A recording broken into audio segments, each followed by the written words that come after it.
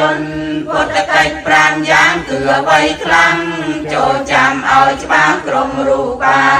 បំណាច់អ្នកកាន់ពុទ្ធសាសនាត្រូវចាំកិច្ចការនៃព្រះអង្គពេលព្រឹកត្រង់យាងបណ្ដាបាតាមផ្ទះមានញាតិចាំរងជួនមួយអង្គឯងជួនមានសង្ឃដំរងតាមសត្វមាននិស័យ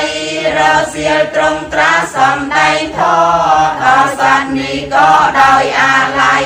បើសត្វមិនយល់ត្រង់ឧបមា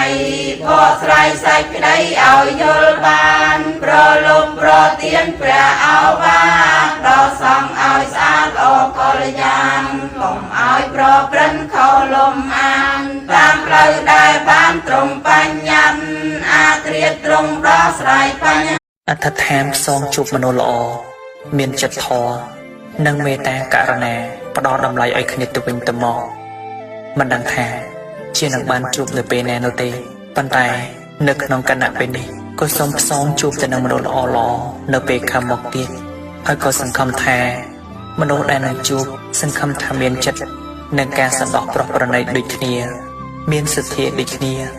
មានការបំពេញបុណ្យបំពេញកុសលដូចគ្នាព្រមទាំងមាន